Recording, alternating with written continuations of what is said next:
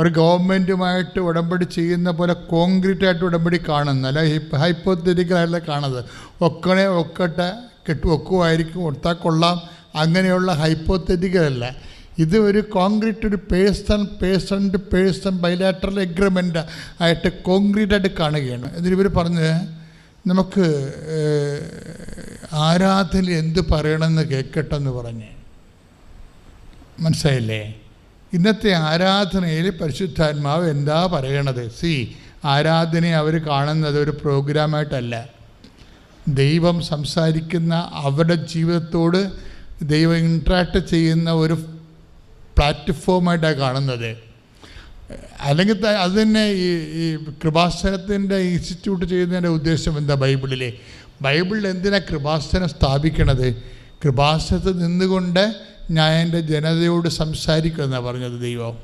നമ്മൾ 25 വായിക്കുമ്പോൾ കൃപാസനത്തിൽ നിന്നുകൊണ്ട് ഞാൻ എൻ്റെ ജനതയോട് സംസാരിക്കുമെന്ന്. അപ്പോൾ ആ ഒരു ബോധ്യത്തിൽ ആ ധ്യാനത്തിലാണ് വെയിറ്റ് എന്ന് പറയണത്. ആ ധ്യാനത്തിൽ അങ്ങനെ അറിയത്തില്ല, എനിക്കറിയത്തില്ല, എനിക്ക് കർത്താവ് തരണ അനുസരിച്ച് ഞാൻ പറഞ്ഞുകൊണ്ടിരിക്കും. അതിൻ്റെ തന്നെ വെയിറ്റ് എന്ന് പറയണത്, വെയിറ്റ്. അപ്പോൾ ഡോക്ടറിനോട് പറയും വെയിറ്റ് എന്ന് ഈശോ പറഞ്ഞല്ലോ, അപ്പോൾ നമ്മൾ വെയിറ്റ് ചെയ്യും. നമ്മൾക്ക് പ്രൈവറ്റ് കോളേജിൽ നമ്മൾ പോകത്തില്ല, വെയിറ്റ് ചെയ്യുമെന്ന് പറയും. അപ്പോൾ ആരാധന എടുത്ത മെസ്സേജാണത്. അതാണ് ഈ വിഷയത്തെ എന്തുമാത്രം യാഥാർത്ഥ്യമായി പേഴ്സണൽ കമ്മ്യൂണിക്കേഷനായിട്ട് ആൾക്കാർ അങ്ങനെ പ്രവാചകനായി സ്വീകരിക്കുന്നവന് പ്രവാചകൻ്റെ പ്രതിഫലം, നീതിമാനെ സ്വീകരിക്കുന്നവന് നീതിമാൻ്റെ പ്രതിഫലം എന്ന വചനത്തിലില്ലേ? അതായത് എന്താ പ്രശ്നം വെച്ച് കഴിഞ്ഞാൽ, ഇതുപോലെ നമ്മൾ ഇപ്പോൾ ദിവ്യകുർബാനയിൽ ഈശോ ജീവനോട് എഴുന്നള്ളിയിരിക്കുന്നു, അല്ലെങ്കിൽ തിരുവോസ്തി ഇരിക്കണം എന്നൊക്കെ പറഞ്ഞാൽ വിഷയമാണ്. പക്ഷേ ഈശോ ജീവനോട് ദിവ്യകുർബാന എഴുന്നള്ളിയിരിക്കുന്നുവെന്ന് വിശ്വസിക്കുന്നവരാണ് ഇവിടുന്ന് ഈശോനെ കൊണ്ട് പോണത്. അല്ലാതെ തിരുവോസ്തി രൂപനാണ് ആനകൂന എന്നൊക്കെ പറഞ്ഞ് ഈ ബോധമില്ലാത്തവന്മാർ പാടത്തില്ലേ, അതൊന്നും അങ്ങനെയുള്ള പാട്ടുകാരൊന്നും കൊണ്ടുപോകത്തില്ല. അവർക്കറിയാം this is Jesus, that is load എന്ന് പറഞ്ഞാൽ പോലും നമ്മൾ അതിനെ ആക്ടിവേറ്റ് ചെയ്യാൻ ഉദ്ദേശിക്കുന്നില്ലെങ്കിൽ നമുക്ക് അതിൻ്റെ എഫിക്കസി ഉണ്ടാകത്തില്ല. അപ്പം ഞാൻ കഴിഞ്ഞ ആഴ്ച പറഞ്ഞില്ലേ, അത് കർത്താവാണെന്ന് യോഹന്നാൻ പറഞ്ഞു. പക്ഷേ കർത്താവിൻ്റെ സഭയെ നോക്കി പാർക്കാനുള്ള അധികാരാവകാശങ്ങൾ കിട്ടിയത് പറഞ്ഞ ആൾക്കല്ലല്ലോ, ചെയ്ത ആൾക്കല്ലേ. അത് കേട്ട് വെള്ളത്തിലേക്ക് ചാടിയ പത്രോസിനല്ലേ. ഇതുപോലെ ഒരു വിഷയം ഇതിൻ്റെ അകത്തുണ്ട്. നമുക്ക് കാര്യങ്ങളൊക്കെ അറിയാം എന്ന് പറഞ്ഞതുകൊണ്ട് അറിഞ്ഞുകൊണ്ട് വീട്ടിലിരിക്കുകയുള്ളൂ. വീട്ടിലിരുത്തുകാരെക്കുറിച്ചും കഴിഞ്ഞ ആഴ്ച പറഞ്ഞായിരുന്നു അല്ലേ? ലാസറിൻ്റെ പെങ്ങളെ മറിയം വീട്ടിൽ തന്നെ ഇരുന്ന് മാർത്തായോട് ഈശോ പുനരുദ്ധാനത്തിൻ്റെ രഹസ്യങ്ങൾ പറഞ്ഞു. അവർ വീട്ടിൽ നിന്ന് ഇറങ്ങിയിട്ടാണ്. അതായത് ചൊല്ലണവർക്കല്ല, ചെയ്യുന്നവർക്കാണ് ഉടമ്പടിയുടെ സാകല്യം ലഭിക്കുന്നത്. ഡോക്ടറും അമ്മയും വെയിറ്റ് ചെയ്യാൻ എന്താണ് ഇതിനേക്കാൾ ബെറ്റർ ആയിട്ടുള്ള ഓപ്ഷൻ? ഗവൺമെൻറ് സീറ്റിൽ വരും. അപ്പോൾ അവർക്ക് കുറച്ചുകൂടി അഫോർഡബിൾ ആകും. പണച്ചുരുക്കം, കുറച്ച് ചിലവ് കുറഞ്ഞ് അവർക്കത് ചെയ്യാൻ പറ്റും. അതുകൊണ്ട് അവർ വെയിറ്റ് ചെയ്യാൻ. അപ്പോൾ വെയിറ്റ് ചെയ്യുക എന്ന് വെച്ച് കഴിഞ്ഞാൽ മറ്റുള്ളവരൊക്കെ അഡ്മിഷൻ മേടിച്ച് കയറി പോകുമ്പോഴേ വെയിറ്റ് ചെയ്യണത് ഒരു റിസ്ക്കാണ് ശരിക്കും. അതാണ് വിശ്വാസത്തിൽ എടുക്കുന്ന റിസ്ക്കാണത് അവരെടുക്കുന്നത്. പക്ഷേ റിസ്ക് അധികം സമയം എടുക്കേണ്ടി വന്നില്ല. ഒരിക്കലുമില്ലാത്ത രീതിയിൽ മാതാവ് ഒരു പുതിയ വാതിൽ തുറന്നു കൊടുക്കും. ഇപ്പോൾ ബൈബിളിൽ പറയത്തില്ലേ, ഞാനൊരു പുതിയ കാര്യം ചെയ്യുമെന്ന് പറയത്തില്ലേ? ഐസയ്യ 43:19, ഇതാ ഞാൻ പുതിയ ഒരു കാര്യം ചെയ്യുന്നു. പറഞ്ഞ്, ഇതാ ഞാൻ പുതിയ ഒരു കാര്യം ചെയ്യുന്നു, അത് മുളയെടുക്കുന്നത് നിങ്ങൾ അറിയുന്നില്ലേ? ഞാൻ വിജനപ്രദേശത്ത്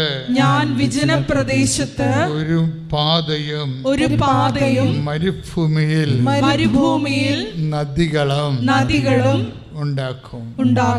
വാഗ്ദാനമാണത്, പ്രോമിസാണ്, ഉടമ്പടിയുടെ ഭാഗമാണ്. ഉടമ്പടിയുടെ ഒരു നമ്മൾ ആശ്രയം വെക്കുന്ന ക്ലെയിമാണ്. എന്താണ്?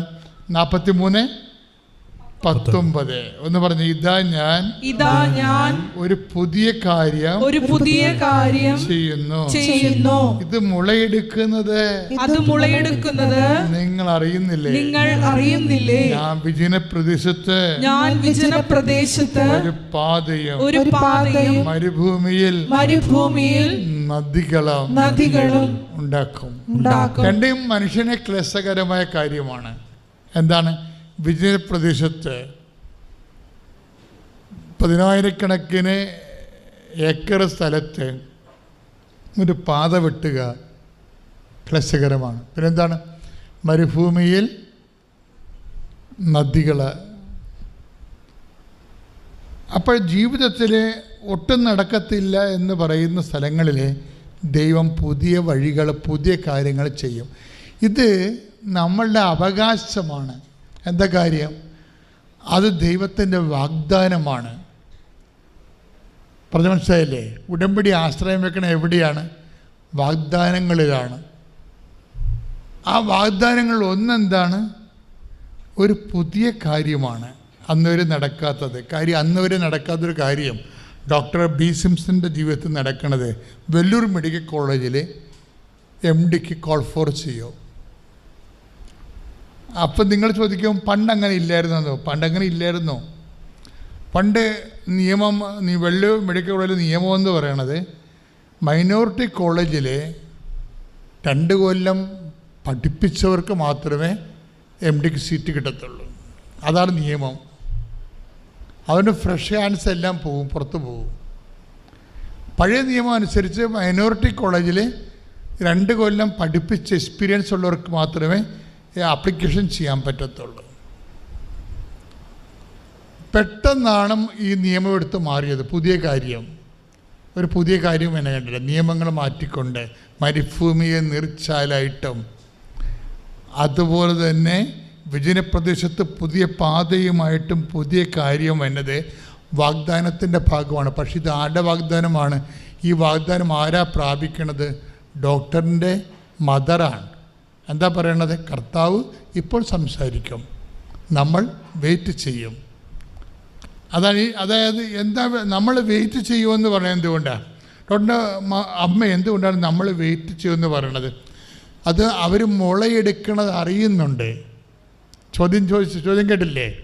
നമ്മൾ 43 എന്താ പറയുക 43:19 എന്താ പറയുക? ഐസയ ഒരു പുതിയ കാര്യം ഞാൻ ചെയ്യാൻ പോകുന്നു, അത് മുളയെടുക്കുന്നത് നിങ്ങൾ അറിയുന്നില്ലേ? അപ്പോൾ ഡോക്ടറിൻ്റെ അമ്മ അത് കർത്താവ് എന്തോ ചെയ്യാൻ പോകുന്നു എന്നുള്ളത് സെൻസ് ചെയ്തിട്ടുണ്ട്. പക്ഷേ ഉടമ്പടി എടുത്തിട്ടും ഓരോ കാര്യവും ഭയങ്കര കഷ്ടപ്പെട്ടാണല്ലോ നടക്കണമെന്ന്.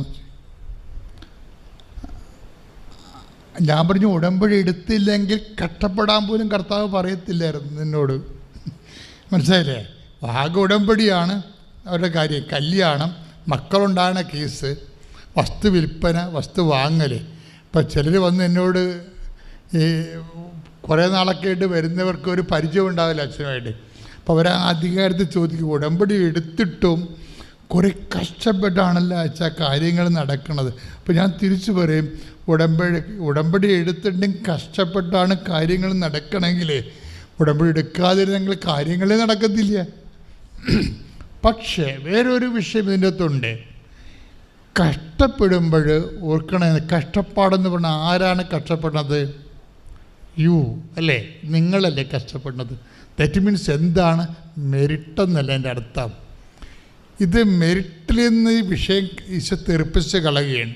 നോട്ട് ബൈ മെരിറ്റിൽ നിന്ന് കർത്താവ് മാറ്റുകയാണ്. ഇപ്പോൾ ഈ ഡോക്ടറുടെ കേസ് കണ്ട വെല്ലൂർ മെഡിക്കൽ കോളേജിൽ കോൾ ഫോർ ചെയ്തു. പക്ഷേ 2 ദിവസമേ ഉള്ളൂ ആപ്ലിക്കേഷന്. ഇവരറിയണത് 2 ദിവസമാണ് ഉള്ളത് ആപ്ലിക്കേഷൻ സബ്മിറ്റ് ചെയ്യാൻ. അപ്പോൾ ടെൻഷനായില്ലേ? ടെൻഷൻ പിന്നെ അവർ കണ്ടില്ലേ? ഇനിയിപ്പോൾ ടെൻഷൻ കൂടും കുറച്ച് കഴിയുമ്പോൾ. അത് നിങ്ങൾ ശ്രദ്ധിക്കണം.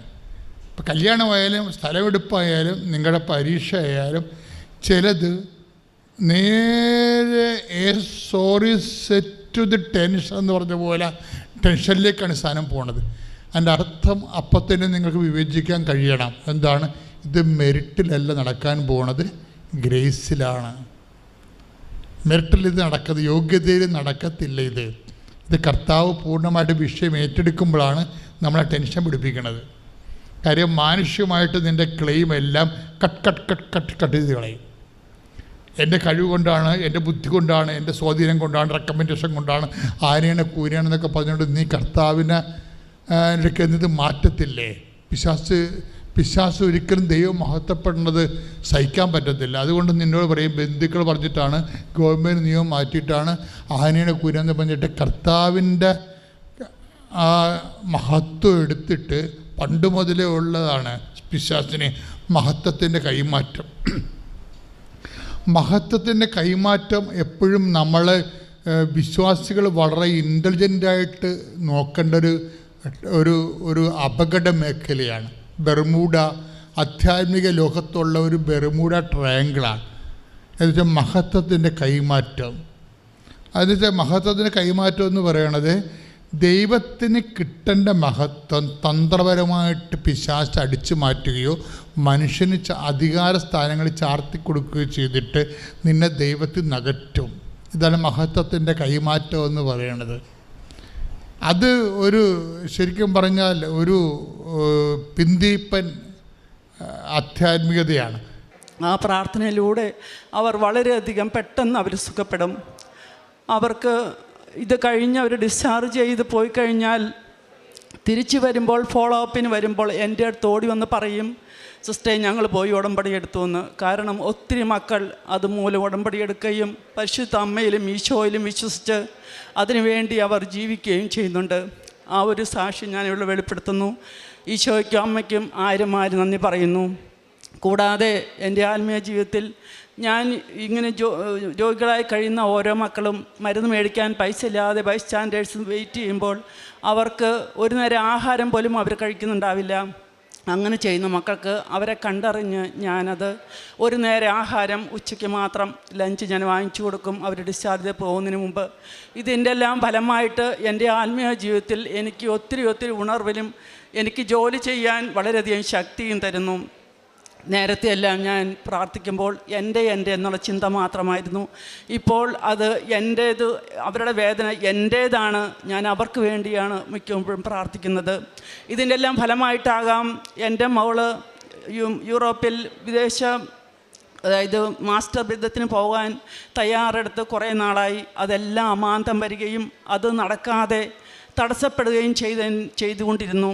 പക്ഷേ നമ്മൾ മാതാക്കന്മാർ മറ്റുള്ളവർക്ക് വേണ്ടി പ്രാർത്ഥിക്കുമ്പോൾ ഈശോയും പറയുന്നത് തന്നെയാണ്, നിങ്ങൾ മറ്റുള്ളവർക്ക് വേണ്ടി പ്രാർത്ഥിക്കുവിൻ, അപ്പോൾ നിങ്ങളുടെ കൂടെ ദൈവം ഉണ്ടായിരിക്കുമെന്ന്.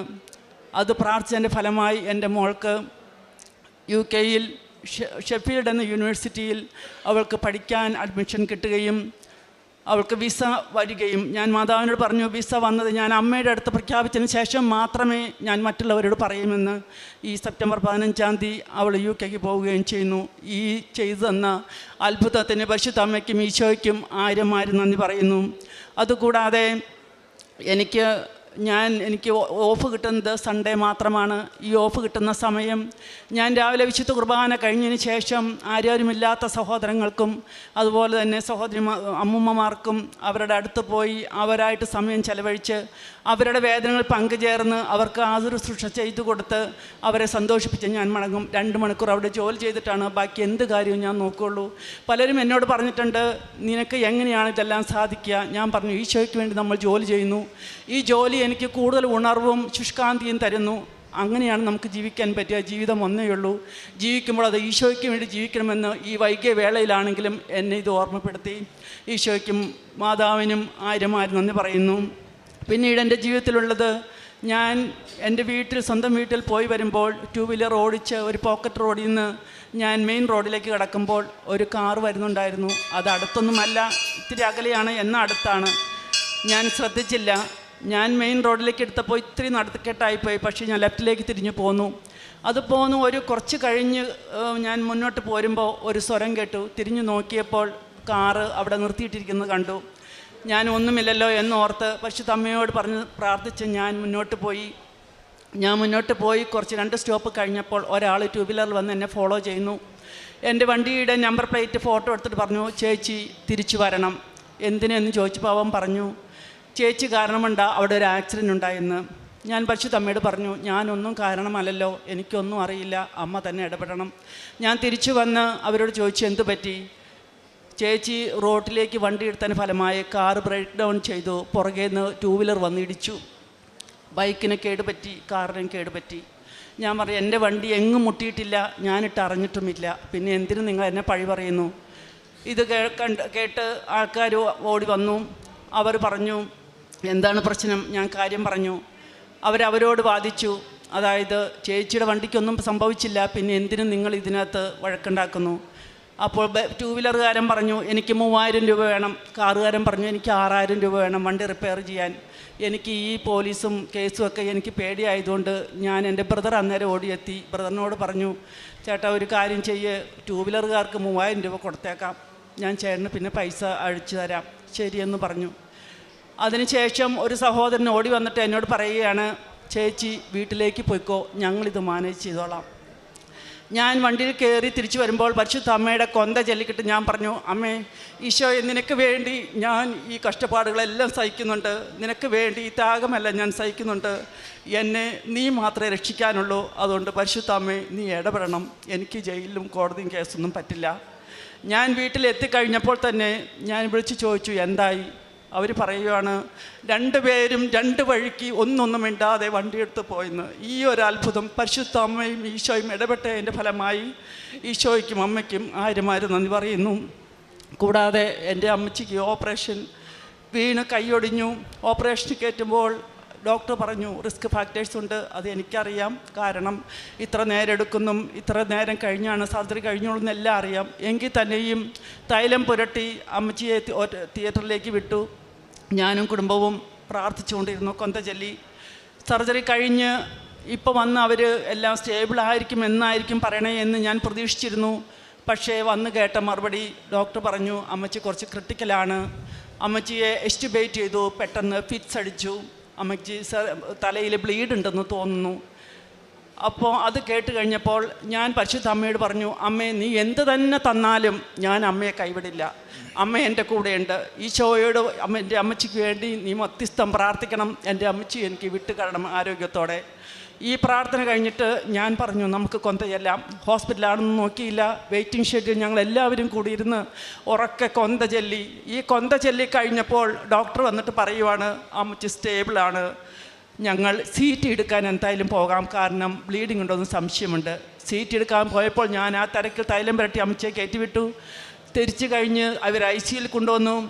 സ്റ്റേബിളായിട്ട് നിങ്ങളെ കാണിക്കാമെന്ന് പറഞ്ഞു. ഞാൻ അത് കഴിഞ്ഞ് എന്നെ വിളിച്ചപ്പോൾ ചെന്ന് അമ്മച്ചിനെ വിളിച്ചു. അമ്മച്ചി കണ്ണു തുറന്നു എന്ന് മൂളുകയും ചെയ്തു. അത് കേട്ടപ്പോൾ എനിക്ക് മനസ്സിലായി പരിശുദ്ധ അമ്മ കൂടെയുണ്ടെന്ന്. അമ്മച്ചിയുടെ അടുത്ത് വീണ്ടും ഞാൻ കാശിരൂപം വെച്ച് പ്രാർത്ഥിച്ച് ഞാൻ തിരിച്ചു. അത് കഴിഞ്ഞ് അന്ന് രാത്രിയിൽ ഒരു ഹോസ്പിറ്റലിലും ഒരു പേഷ്യൻ്റെ അടുത്തും ICUയിൽ കാർഡിയോളജിസ്റ്റ്, അതുപോലെ തന്നെ അനസ്തറ്റിസ്റ്റ് ഹെഡ്, അതുപോലെ തന്നെ ഓർത്തോ സർജൻ രാത്രി 12 മണി വരെ ഒരിക്കലും ഇരിക്കില്ല. കാരണം അവർ അനസ്തീഷ്യ ചാർജിനെ ഏൽപ്പിച്ചിട്ട് അവരവരുടെ വീട്ടിലേക്ക് പോകും. കാരണം അവർ മനുഷ്യരാണ്, രാവിലെ മുതൽ ജോലി ചെയ്യുന്നവരല്ലേ. അപ്പോൾ ഈ സമയത്ത് ഇവർ 3 പേരും എന്നോട് വാക്ക് തന്നു, ഞങ്ങൾ 12 മണി വരെ ഉണ്ടാകും, സ്റ്റേബിളായതിനു ശേഷം മാത്രമേ ഞങ്ങൾ തിരിച്ചു പോകുകയുള്ളൂ.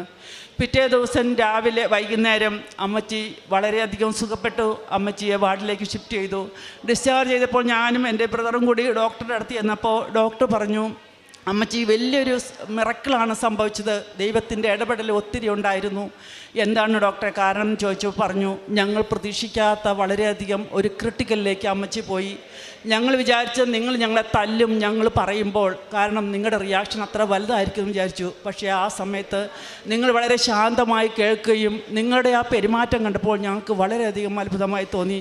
എൻ്റെ ബ്രദർ പറഞ്ഞു, സാറിനറിയാവോ, പരിശുദ്ധ അമ്മ കൃപാസന മാതാവ് ആലപ്പുഴ കലവൂരാണ് സ്ഥലം. ഞങ്ങൾ അവിടെ നിന്ന് കൊന്ത ചൊല്ലി മാതാവിനോട് പ്രാർത്ഥിക്കുമായിരുന്നു. ഞങ്ങൾക്കറിയാം പരിശുദ്ധ അമ്മ ഞങ്ങളെ ഒരിക്കലും കൈവിടില്ലെന്ന്. ആ ഒരു വിശ്വാസത്തിന് മേലാണ് പരിശുദ്ധ അമ്മയും ഈശോയും കൂടി ഞങ്ങളുടെ അമ്മച്ചിയെ സുഖപ്പെടുത്തിയത് എന്ന് പറഞ്ഞു. ഡോക്ടർ വളരെയധികം സന്തോഷമാണ്, ഞാൻ കേട്ടിട്ടുണ്ട്, പലരും എന്നോട് പറഞ്ഞിട്ടുണ്ട് എന്ന്. ഡോക്ടർക്കും ആ ഒരു വിശ്വാസം ഞങ്ങൾ പകർന്നു കൊടുത്തു. ഇതിനെല്ലാം ദൈവം പരിശുദ്ധ അമ്മയും ഞങ്ങൾക്ക് തന്ന എല്ലാ അനുഗ്രഹങ്ങൾക്കും വളരെയധികം നന്ദി പറഞ്ഞുകൊണ്ട് ആയിരം നന്ദി ഞാൻ അർപ്പിക്കുന്നു. എൻ്റെ പരിശുദ്ധ അമ്മ ജീവനോടെ പ്രത്യക്ഷപ്പെട്ട ഈ ആൾത്താരിൽ നിന്ന് സാക്ഷ്യം പറയുവാനായി എന്നെ ഒരുക്കിയ എൻ്റെ ഈശോയ്ക്ക് 1000 നന്ദി. എൻ്റെ പേര് നിനിയ. ഞാൻ എറണാകുളത്ത് നിന്ന് വരുന്നു. ഞാൻ 2017 ഇവിടെ ആദ്യമായിട്ട് വരുന്നത്. 2016 എൻ്റെ വിവാഹം. അപ്പോൾ എൻ്റെ ഹസ്ബൻഡ് ന്യൂസിലാൻഡിലായിരുന്നു. അപ്പം അങ്ങോട്ട് പോകാൻ എനിക്ക് വിസയ്ക്ക് കുറച്ച് പ്രോബ്ലംസൊക്കെ ഉണ്ടായിരുന്നു. യൂഷ്വലി 3 months കൊണ്ട് അടിക്കുന്ന വിസ എനിക്ക് 1 വർഷമായിട്ടും റെഡി ആയില്ല. അപ്പോൾ എന്നോട് ആരോ അറിഞ്ഞ് വന്നതാണ് ഇവിടെ വന്ന് മാതാവിനോട് പ്രാർത്ഥിച്ചു. പ്രത്യക്ഷീകരണ പ്രാർത്ഥന എല്ലാം കിട്ടി, മുടങ്ങാത്തതെല്ലാം ചൊല്ലി. വിത്തിൻ ഫ്യൂ വീക്സ് എൻ്റെ വിസ റെഡി ആവുകയും എനിക്ക് പോകാൻ സാധിക്കുകയും ചെയ്തു. പോകുന്നതിന് മുമ്പ് ഞാൻ ഇവിടെ വന്ന് മാതാവിന് സാക്ഷ്യമെല്ലാം എഴുതിയിട്ടിട്ടാണ് പോയത്.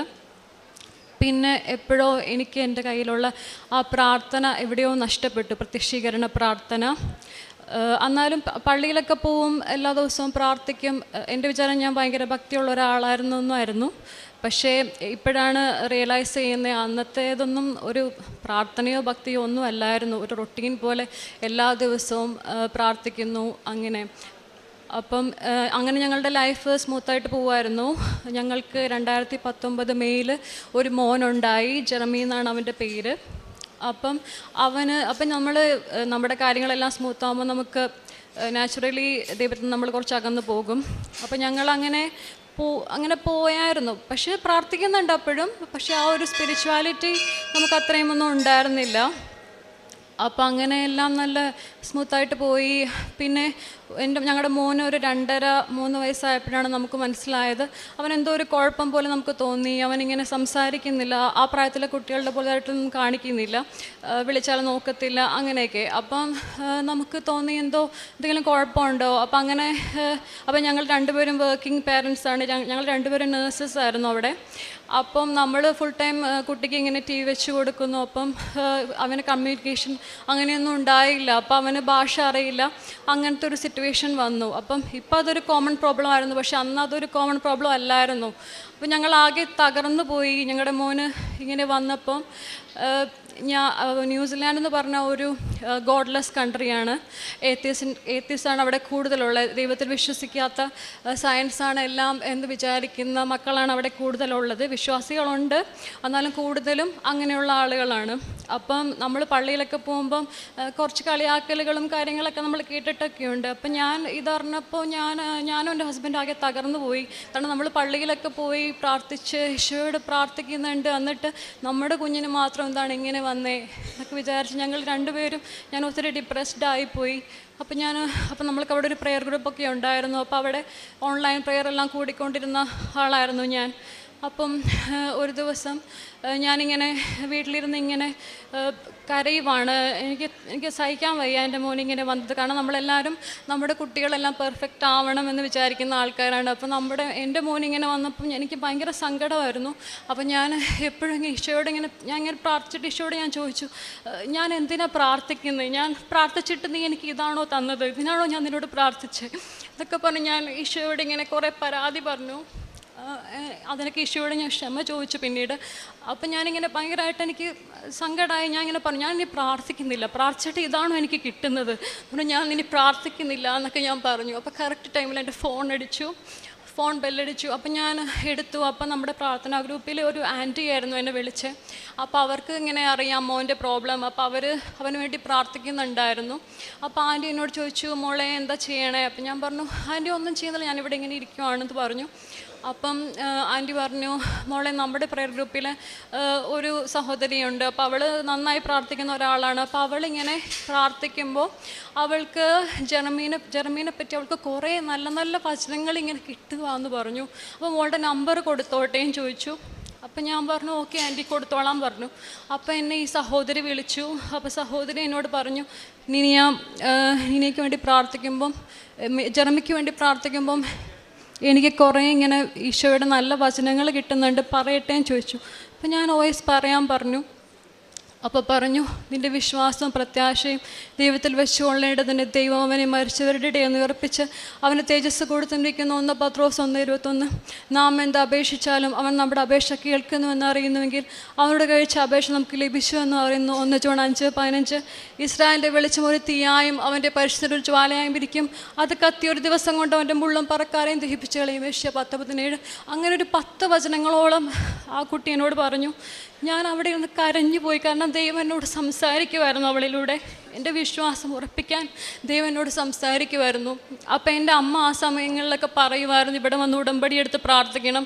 അപ്പോൾ ആ ടൈമിൽ യൂട്യൂബിൽ ട്രോൾസൊക്കെ ഇങ്ങനെ കുറേ കൃപാസനത്തെ പറ്റി നെഗറ്റീവായിട്ടൊക്കെ വന്നുകൊണ്ടിരുന്നു. അപ്പോൾ എൻ്റെ ഫ്രണ്ട്സൊക്കെ അങ്ങനെ പറഞ്ഞ് ഞാൻ കേട്ടിട്ടുണ്ട്. അപ്പം എനിക്കങ്ങനെ ഒരു അകൽച്ച ഉണ്ടായിരുന്നു, ഇവിടെ ഉടമ്പടി എടുക്കാതെ മാതാവിനോട് പ്രാർത്ഥിച്ചാൽ മതിയല്ലോ എന്നൊക്കെ. പക്ഷേ ഈ ഒരു ഇൻസിഡൻറ്റോട് കൂടെ എനിക്ക് ഭയങ്കര ഒരു ഉൾവിളി ഉണ്ടായി, ഉടമ്പടി എടുക്കണം, ഈശോയോട് കൂടുതൽ അടുക്കണം എന്നുള്ളത്.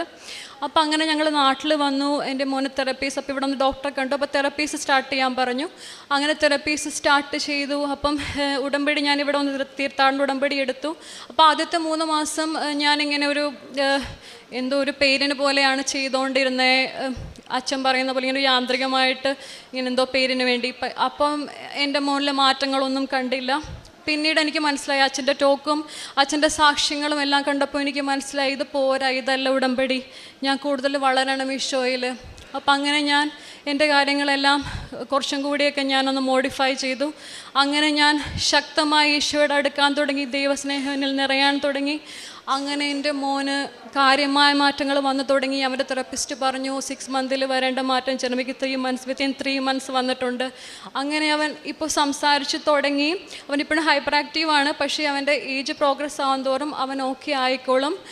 He safe to get discharge എന്ന് പറഞ്ഞു. അപ്പം ഞങ്ങൾ നെക്സ്റ്റ് മന്ത് അവനുമായിട്ട് പോവുകയാണ് തിരിച്ച്. ഇത്രയും വലിയ അനുഗ്രഹം തന്ന എൻ്റെ ഈശോയ്ക്കും എൻ്റെ അമ്മ മാതാവിന് 1000 നന്ദി. അതെൻ്റെ ഒന്നാമത്തെ അനുഭവം. രണ്ടാമതായിട്ട് എൻ്റെ അമ്മയ്ക്ക് 2020 കോവിഡ് വന്നിട്ടുണ്ടായിരുന്നു. അപ്പോൾ അമ്മയ്ക്ക് ഇമ്മ്യൂൺ സിസ്റ്റം ഭയങ്കര വീക്കായിരുന്നു. അപ്പോൾ ഈ കഴിഞ്ഞ വർഷം അമ്മയ്ക്ക് ഒരു ഇൻഫെക്ഷൻ ഉണ്ടായി, പനി ഭയങ്കരമായിട്ട് കൂടി. അപ്പോൾ ഹോസ്പിറ്റലിൽ കൊണ്ടുപോയപ്പം ടെസ്റ്റ് ചെയ്തപ്പം അമ്മയ്ക്ക് ഇൻഫ്ലുവൻസ പ്ലസ് ഡെങ്കിയാന്ന് പറഞ്ഞു. അപ്പോൾ അത് കുറച്ച് കോംപ്ലിക്കേറ്റഡായി. അപ്പോൾ അമ്മയ്ക്ക് ഇത്രയും കുറച്ച് സിക്നെസ് കൂടിപ്പോയി. അപ്പോൾ ആദ്യം വാർഡിലായിരുന്നു, പിന്നെ ICUയിലേക്ക് മാറ്റി. അപ്പോൾ എൻ്റെ അനിയത്തിയാണ് കൂടെ നിന്നിരുന്നത്. ഞാനും എൻ്റെ ഫാദറും മോനും മാത്രമേ വീട്ടിലുണ്ടായിരുന്നുള്ളൂ. അപ്പോൾ ഹസ്ബൻഡ് എബ്രോഡാണ്. അപ്പം എനിക്ക് വേറെ ആരുമില്ല പറയാൻ, ഞങ്ങൾ 2 പെൺകുട്ടികളാണ്.